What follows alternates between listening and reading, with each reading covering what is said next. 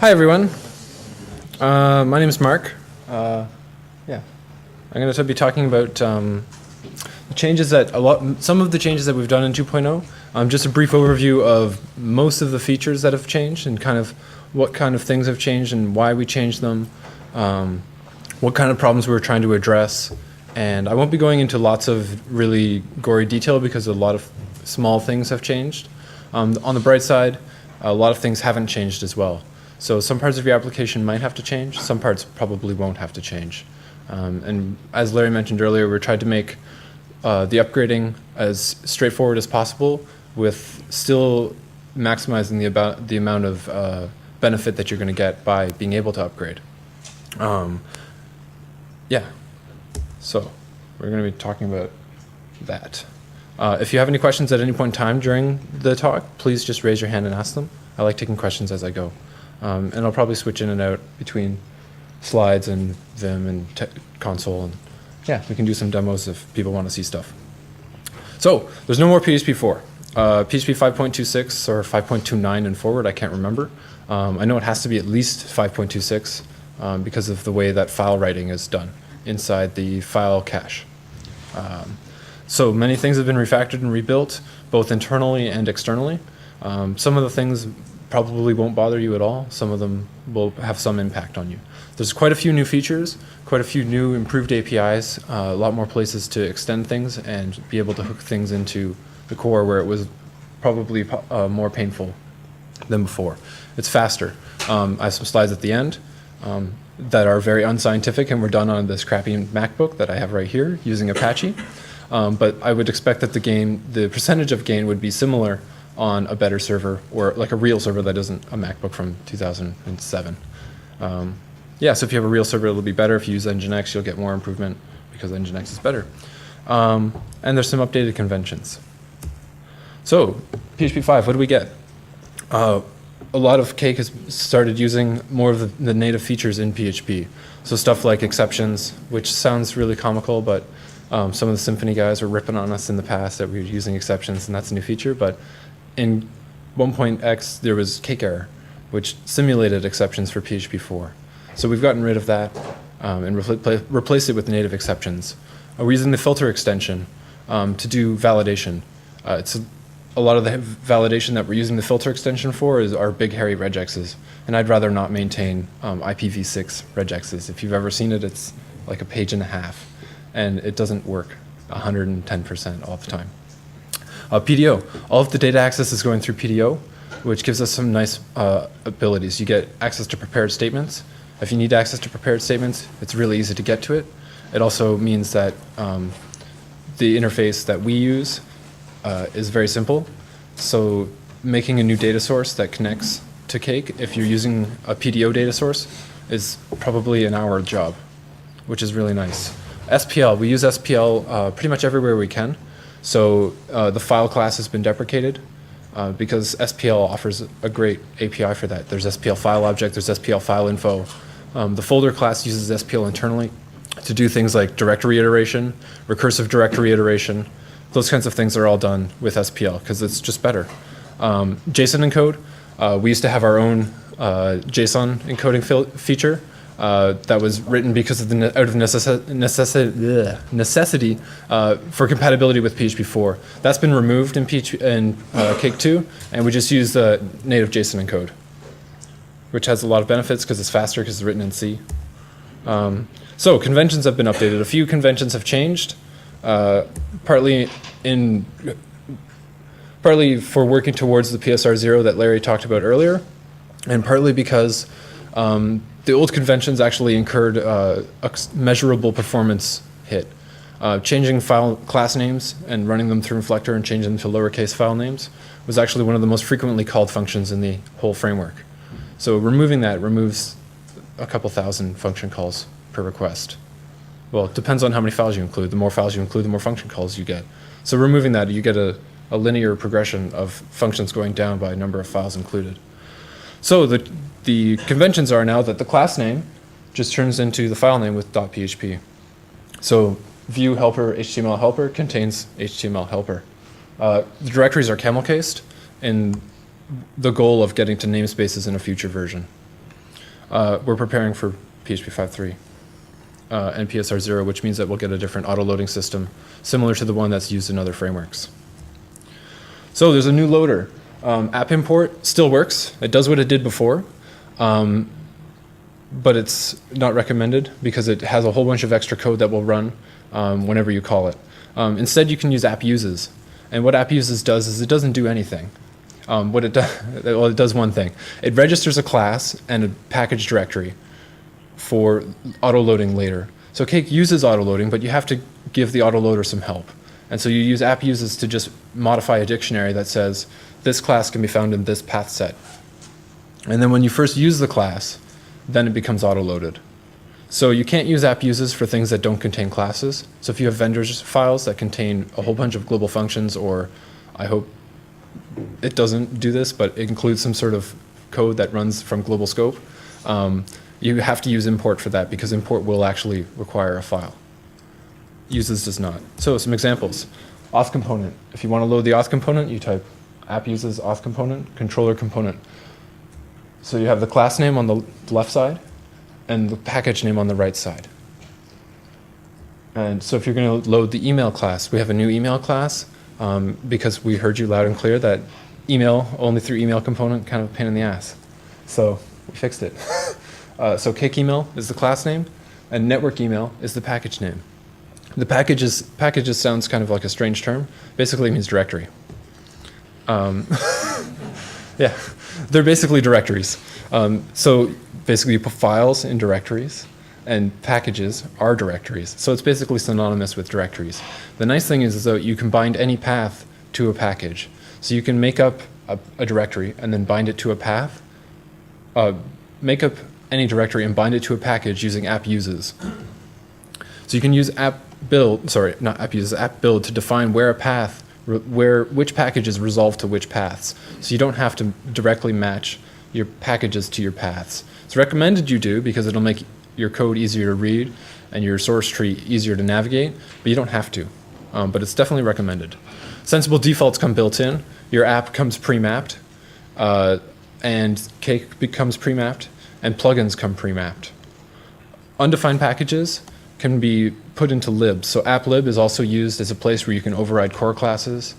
So if you want to override a core class, you can put the matching directory path inside applib with the correct file name, and you can override any class. And you can cheat and use namespaces and do whatever you need to do. So you use app build to define where paths are found, and there's two new modes, app prepend and app append. Some of the problems that people have had with app build in the past are that it always puts the paths at the top. Some people want to put the paths at the bottom for various reasons when they're doing complicated CMS systems where they need to define different cascades in the file system. So now you can define where paths are appended to. You can also still use the old mode of app reset, which just overwrites all of the paths. And that still works just fine. Error handling. Bad things are going to happen in your application. You're probably not going to anticipate them, because if you did, then they wouldn't happen. Object cake error is dead. Don't call object cake error because it doesn't work. The method's been removed, it'll just explode. On the upside, every single cake error call has a matching exception class. So if you were calling an object like this cake error missing action, you can just throw new missing action exception. If you had one for a missing view or a missing file name or a missing helper class, you can just throw an exception. And the classes all are what you think they're going to be. The exception and error handling has been changed. In the past, there's been some, people have had issues with how Debugger and how CakeLog handle error handling, and that's been changed. So there's one central error handler, and based on the current debug value, it changes whether or not it's going to go into Debugger or into CakeLog. And it's all replaceable. So this is how you can, this will be in the core.php when you get a checkout of 2.0. So basically all we're saying is that for exceptions, we want the handler to be a callback. This callback can be any statically resolvable callback. That can be a closure if you really want to. It can be a static method. It can be an array of an instance and a method. So if you want to make your own custom object and then have that handle the errors, you can do that. You can also have a closure or any static resolvable method. The renderer is a configuration value for the handler. So if you replace the handler, you don't have to give any additional configuration options, but we also allow you to replace the handler or just the rendering class. So the rendering class works in the same way that app error used to work. So if you've ever written an app error class, you're basically changing how the cake errors were rendered. So now you can do that with the exception renderer. And the base class is exception renderer. It's inside cake error. There's also a log value. You can set it off if you don't want to log error messages, but by default it will log every exception and the stack trace. There's an example right below of how you can replace everything. And the first example shows how you can replace just the rendering portion, or you can replace the whole thing and do whatever you want. If you just want to output oh no's, that's up to you. Yes, as I mentioned earlier, all the previous exceptions are all the previous cake errors are replaced with exceptions. If you want to make your own, you just make a new exception class and you can throw it.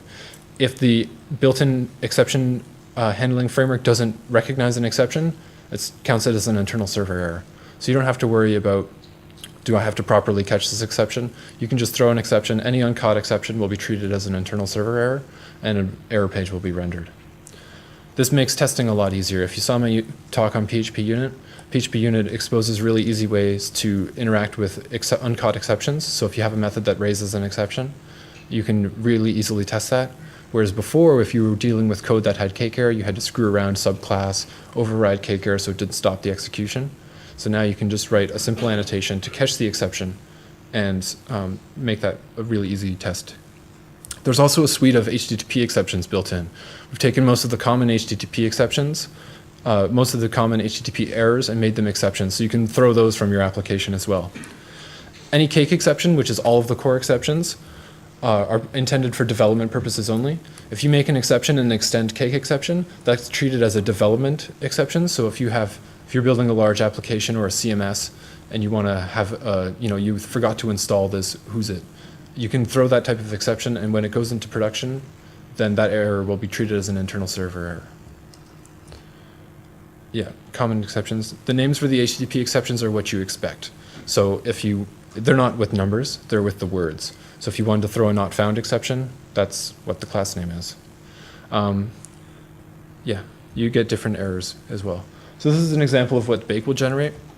In the past, we would render an empty page.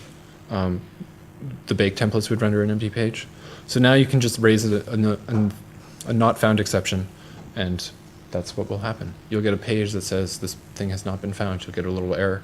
In development, you'll get an error with a stack trace, and then when you're in debug 0 or production, you don't get a stack trace. The stack traces are nice because it helps you figure out what line the error happened on and where you were inside the framework or inside your application. So error configuration. Many APIs in PHP don't throw exceptions. Stuff like file get contents just triggers errors. We've improved the way that errors are handled, and it's pretty sensible, I think. It uses Debugger when you're in development, which outputs the little box with the interactive buttons to see the context, the stack trace, or the file that the error happened in. When you're in production mode, it just logs the error. You can change it the whole thing if you want. Just very similar to how exceptions are configured. There's also a configure section for error, and it just has a handler and whether or not you're going to log it and what level of errors you want to capture. So you can say, I'm only interested in warnings. I don't care about strict errors. Or you can capture, generally, I think it comes default with everything except deprecated warnings. So it includes all notices, which is a good way to run your life. Where were we? Internationalisation. I don't know if Renan probably covered a little bit of this as well, but there's been a few improvements. If you've ever used the double under method, you've probably really not liked that you have to put true to make it return. Larry, I was talking to Larry about this, and it was one of those things that seemed like a really great idea at the time, but 2 hours or 2 months later, probably not so great. And I think we've all had those situations where you're like, yeah, this is going to be awesome, and then it's not so awesome. No. So this 2.0 represents a chance for us to break some backwards compatibility, and we thought this was one that was worth breaking. On the upside, there's a shell that will go through and fix all of them. So you can run a shell and have all of your internationalized output automatically fixed. Make sure you use version control in case it makes a mistake. Yeah. It also offers automatic SPrintf. I think Renan probably talked about this as well. So you can automatically, if you call it without any arguments, you just get a return. And if you call it with SPrintf placeholders, it'll do what you want. So you can do SPrintf and put some values, and it will do what you want, or what you think it's going to do, which is really nice. This simplifies a lot of output or a lot of generating translated messages. So unifying some disparate APIs. We've had some, is there a question? Oh no, okay. We've had there's a lot of objects in Cake that work similar, but offer different APIs and different levels of functionality. Those were you probably ran into them, the component class, the way that helpers are loaded, the way that behaviors are loaded, and the way that shell tasks are loaded. All of these things represent basically the same concept, some form of horizontal code reuse put into an object, but they were all handled a little bit differently. They were all had a little different behavior, and you had to really remember which one was which. So in 2.0, they're all exactly the same. They all have the same methods, they all have the same behavior, they all work the same. And there's a class for each one that does the specifics. Basically, the specifics of each type is loading the files. They all have names that make sense, and they're all exposed in the same fashion. So in a controller, you'll have this components, which is the component class. If you're in a view, you'll have this helpers, which is the helper collection. If you're in a shell, there's this tasks, which is the task collection. And there's this behaviors in the model, which is the behavior collection. So they all have names that make sense, and they all have the same methods, which makes things nice. Collections allow you to do some interesting things.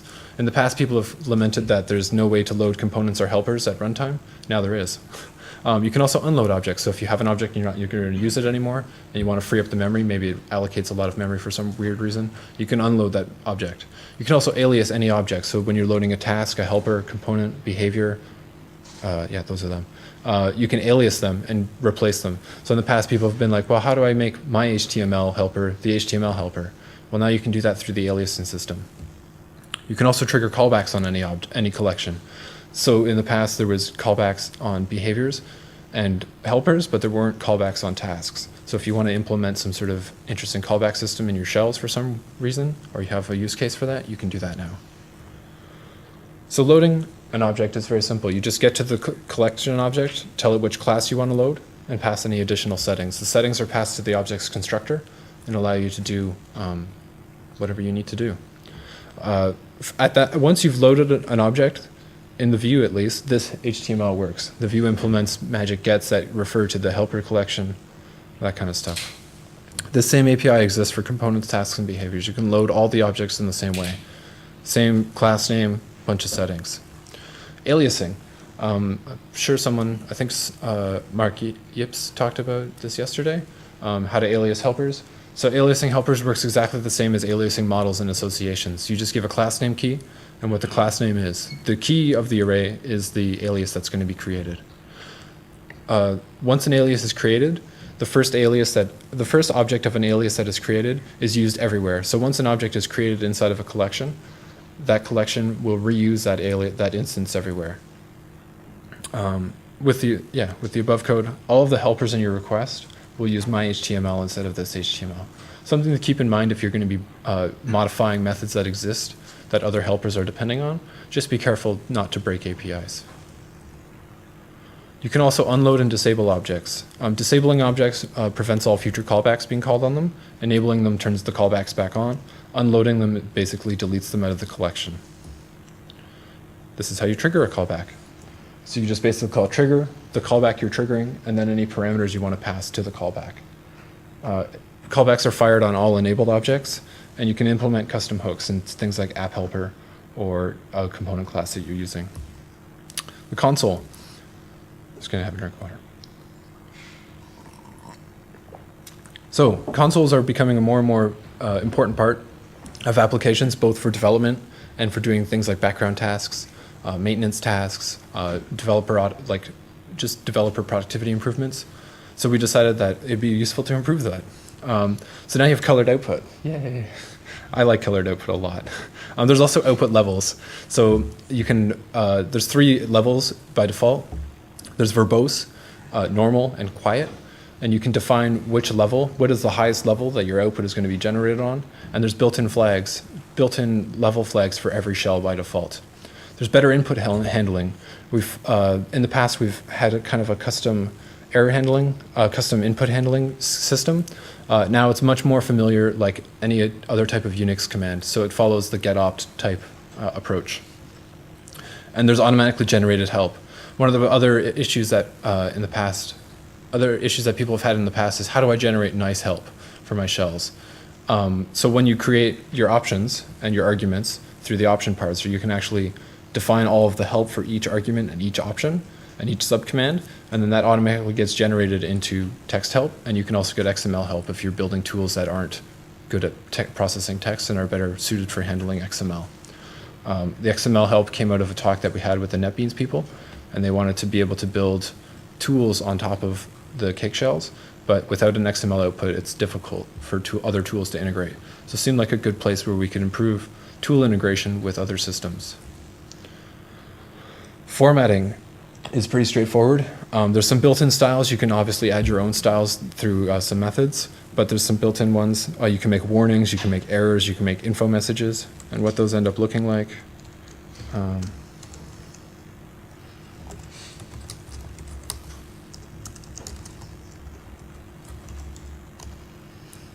Is like this. So you get some info. If you were to try and run a shell that didn't exist, you get an error, that's the error style.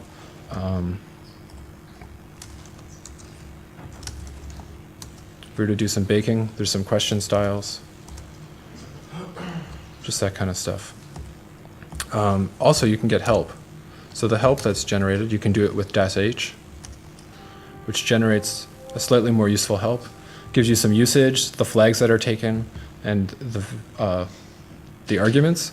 It tells you all of the subcommands, which you then can also get help on, and what options are supported, and what arguments are supported, and whether or not they're optional or required.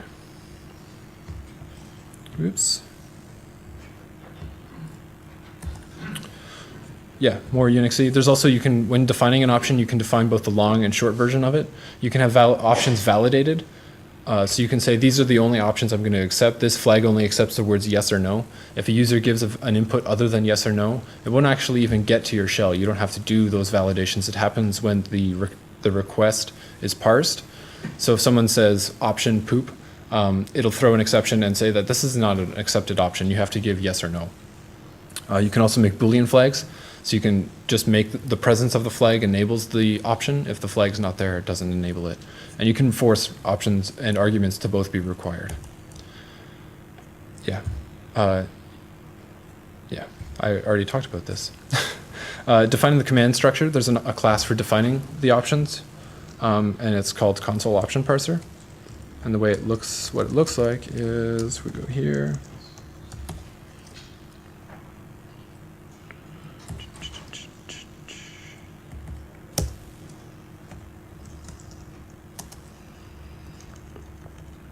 Doesn't really fit on this little screen.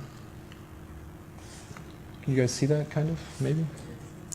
So you basically define the description for the class, the subcommands, any options, the short values you want for an option, the help that's going to be printed, and that kind of stuff. Epilogue happens after the bottom. So you can see right here, we have the epilogue. Up here you have the description somewhere. Yeah, the description's right here. Oh no, that's the subcommand. So that's how that works.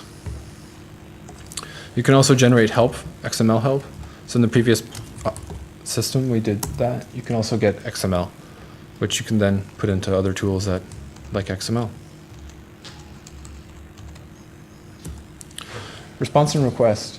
In the past, response and request handling was spread across several classes. If you wanted to do basic request introspection, you had to load a request handler component, which came with a bunch of extra baggage. We decided to refactor out those pieces and put the base request handling pieces into the request object and the base response handling options and methods into the response object. This also helps lower memory usage because in the past, request parameters were passed by are passed around as arrays and then copied onto every object. This doesn't happen anymore because it's an object that's passed by hard link, whatever they call those, hard link reference. The request object is referenced by this request everywhere. So if you're in a helper, if you're in a controller, if you're in a view, it's always this request. The deprecated methods on request handler are still around, so if you're still using them, they'll still work, but you should probably go back and not use them. Controllers can also return response objects. So by default, the controller has a response property that is the response object. You can also change from a controller method, you can just return a response object. Say you want to do something entirely custom, you can go all the way down to just making your own response object and returning that. And this is an example of how you could return a response object from a controller method. Obviously, stuff like this render still works, auto rendering still works. You just have another option if you want to go lower level. Sessions. If anyone's ever tried to build a custom session, it can be a little bit tricky. Yeah, we decided to fix that too. App session handlers weren't on the same playing field as the core session handlers. The core session handlers had a little bit of a leg up. So we decided to equalize the playing field and make it so that you can also not only write app session handlers, but also plugin session handlers. So if you want to make a plugin that contains session handlers, you can do that now.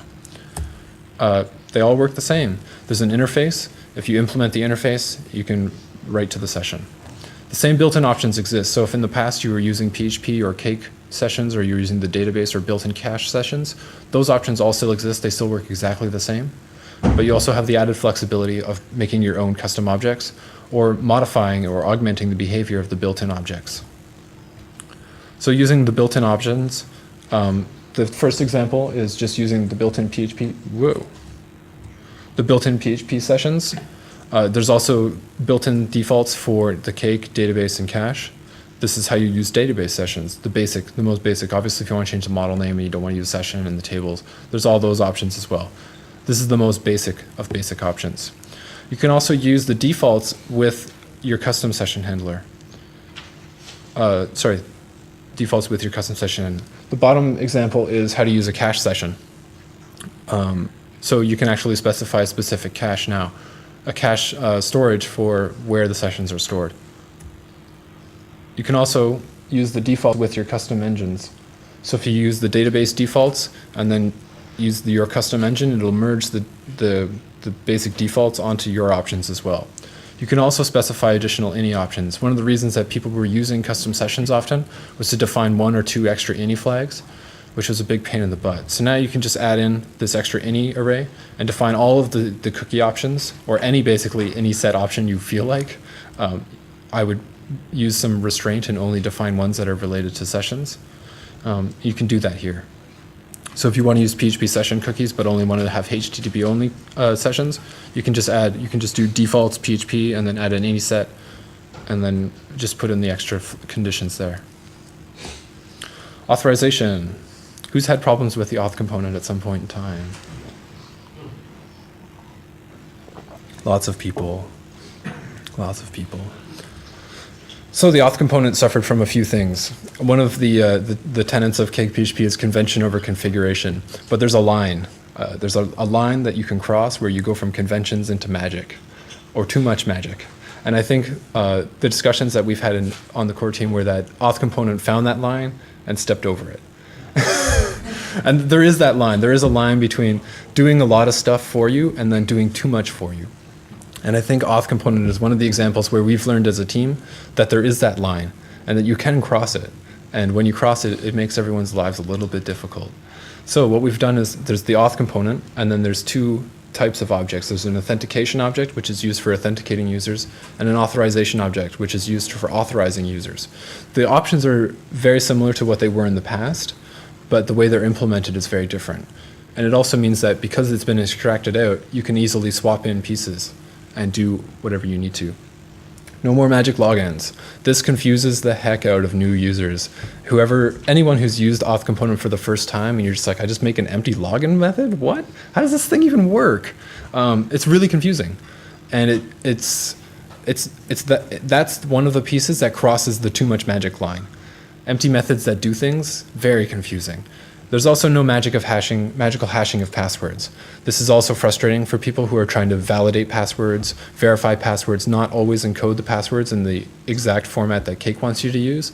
You can't even get to it because it's already been hashed before you can get to it. So we've disabled that as well. This just means that you have to be a little bit more strident with remembering to hash passwords, but I think it's a good change because you have to mentally commit to it. Obviously this, with great power comes great responsibility, and you have the option of storing plain text passwords. Don't do that. As you saw in Pierre's talk, it's ridiculous. Don't do it. Please always remember to hash your passwords. So there's some built-ins. In the past, HTTP digest and basic authentication were on the security component. They've been moved into the Auth component so that you can use the same user credentials for both basic auth and for form logins. This is really nice. As some people saw in Jose's workshop, you can make a really simple API using basic auth and SSL, because you should never use basic auth without SSL.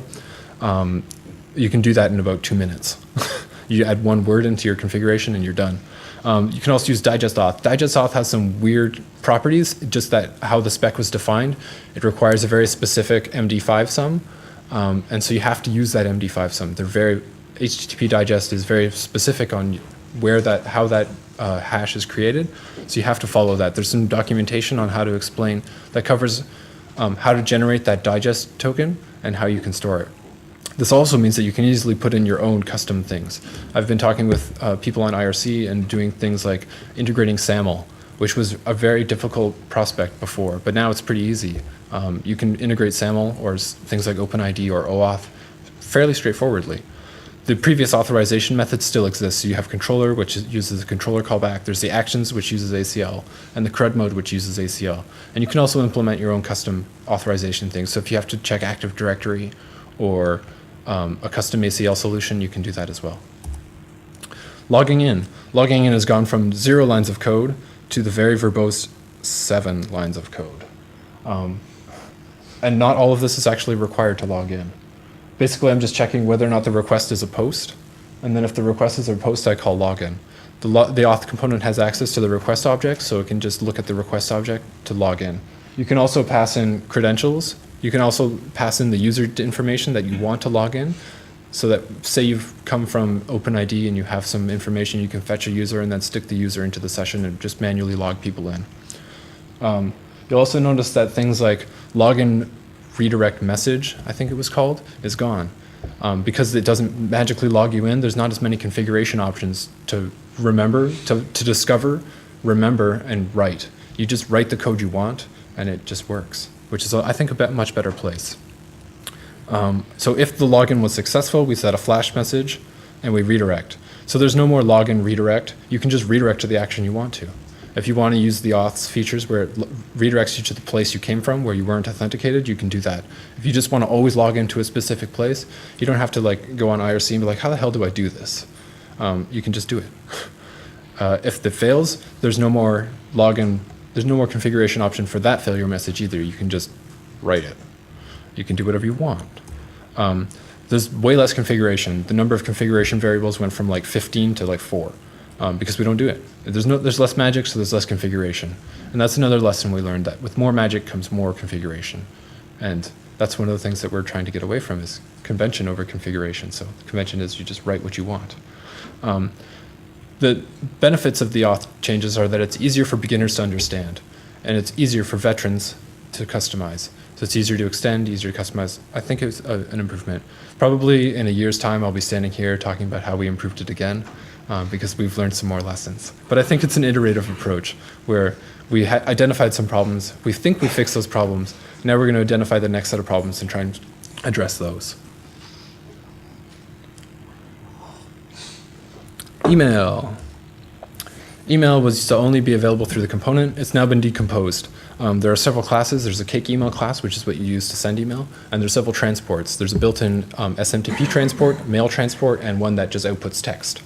You can also write your own. If you want to use Swift Mailer or another component that sends mail, you can do that as well. You can get to email from models or from shells. So the whole question of how do I send an email from a shell, you just do it. Email component is deprecated because it doesn't really do anything at this point. It's just basically a proxy, a backwards compatibility proxy for everything that Cake email does. And I think that the Cake email interface is much nicer. So in a simple example of sending some email, so you first flag the class to be autoloaded, load the class, and then you can just start setting some properties and send it. So you said, I'm going to send it from me to Steve Jobs. I'm going to set the subject, say I love the new iMacs, and I'm just going to send him some text. And that's it, the mail is sent. This will use the default mail transport. You can also configure it with more options. You can also still send templated emails. So if you want to use view templates, you can just do the same thing as before, but the big difference is you type template, the template you want to send, the layout that you're sending it with, and the format that you want to send. So that can be HTML, text, or both. By default, it defaults to text-only messages, but it's pretty easy to change that with configuration. There's a whole class for configuring the defaults of what you want. You can send in some view vars, and then you can send it. Is there any questions about any of that so far? No? Mail transports. I covered mail transports previously. They're a class that you make. You can subclass an abstract class, and then you can build out your own mail transportation. Testing. If you saw my talk on PHP unit, we've switched the testing to PHP unit. Simple test was far less feature rich, had less abilities, less capabilities, less opportunities to integrate with external systems. I thought I wrote this because I didn't know that my talk was going to be yesterday. So go back in time and tune in then. Performance, this is what everyone's waiting for, I bet. So it's all better. It's not all better, but it's improved. We've improved a bunch of things around performance. Lazy loading, if anyone's ever hit the stack trace limit, that doesn't happen anymore. Components, helpers, and associated models are all lazy loaded. So if you have components of components, and those components of components are different than your top level components, the nested components aren't initialized until they're touched. Same thing goes for helpers. So if you have a helper that uses 10 helpers, and you don't actually touch any of those 10 helpers in a request, those other 10 helpers don't get initialized. Most of the getInstance methods have been removed. So cache, debugger, configure, all of the PHP 4 static classes have been changed to proper static classes. So they're much more performant because there's less method calls. The new conventions on file names and folder names mean far less calls to inflector. I think Ichikawa-san did benchmarking and noticed a huge drop in the number of functions called. The dispatch cycle is a lot more streamlined and gives you a lot more power. A lot of the features that were in, a lot of the testing that was done in the dispatcher is now part of the controller. So if you don't like how we do private methods, you can redefine that. If you don't like how missing views are handled, you can redefine that. If you don't like the scaffold class that's used, you can redefine that as well. The DBO cache has also been made persistent. So a lot of time was being spent doing identifier quoting in DBO source name. So that's also cached now as a persistent cache. It used to be just an in-memory cache, and now it persists. The key collisions have also been reduced because we've gone from the faster but less useful CRC32 to a much more robust hashing system. I think it's MD5 or SHA-1. So there'll be less chance of opportunity for collisions, so you won't have to clear the cache as often. You can obviously disable this feature as well. So the Hello World app that everyone loves to benchmark. So this was done on this MacBook that's sitting in front of me using Apache, and I was probably doing some other things at the same time. So this is very non-scientific. Basically what I did is I ran the siege command at the bottom. I did it 5 times and averaged them out. So I think 1.3 gets just under 260 requests per second, and Cake 2.0 gets just under 350 requests per second. So that's like a 30% increase. On your basic blog, which is basically I baked five tables and 5, yep. Do you have APC turned on? I did have APC turned on. And it was, the development mode was off. So it was in production mode, so it wasn't doing file system stuff. The basic blog was basically just doing 30-something requests, 32 it looks like, and the Cake beta is doing about 43 or something like that. Yeah, 43-ish. So again, another like good 15-20% increase. Some of the benefits, this doesn't really emphasize benefits that you gain from model lazy loading and object lazy loading, because I'm using the minimal set of objects. I don't see the benefits. If you have 100 models, you'll see a greater delta. Basically, you should never see the performance go down. It should always go up from going from 1.3 to 2. Functions called. In 1.3, we were calling around 240 functions on the Hello World app, on the basic blog. There are, I think, just under 500 something functions called. On the Hello World app for 2.0, it goes down. 2.0 beta goes down by 1, which doesn't seem like a lot, but it's different methods are being called. So we're basically calling more methods in PDO. We're calling more methods in SPL requires a little bit more function calls, but those function calls are all faster.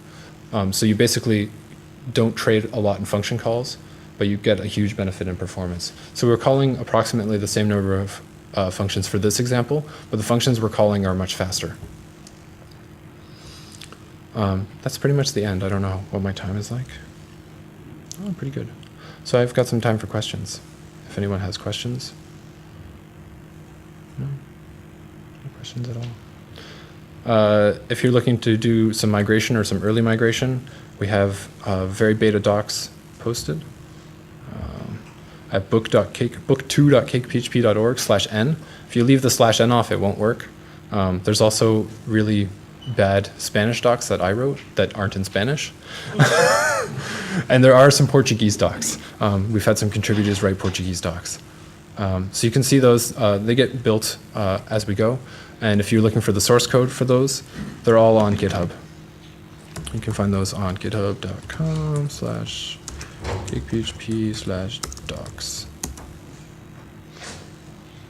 And you can download the docs now, because they're plain text files. So you can just go in here, you can either read them online,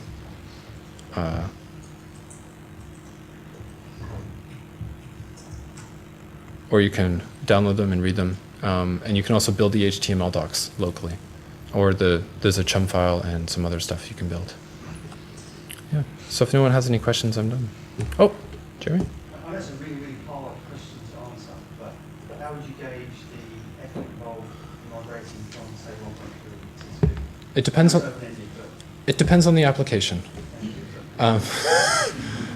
So I was able.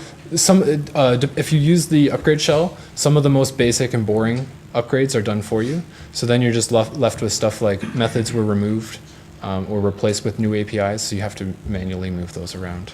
It all depends on what features you were using. So if you heavily relied on the old app error system, you might have a little bit more work to do on that. On the upside, most of the model-related features have not changed. And the reason we did that is, despite how many people hate the models are very integral to your application, and changing those makes a much larger upgrade path, which is something I think Larry was getting at as well. So we've chosen to try and spruce up all of the garden around the models so that you can get up to a faster, more feature-rich version of Cake easier, and then we're going to change models later. So the amount of effort really depends on the application. Like a small blog like my blog, I could probably do in an afternoon, because it doesn't do anything. Yeah, it all depends on the application. Like most of the developer APIs for most things have stayed the same. So controller APIs have stayed mostly the same. The model APIs are all the same. The behavior APIs are all the same. The helpers haven't changed very much. Some stuff internals on the helpers have changed, but most of it is the same. So hopefully it's easy, I hope.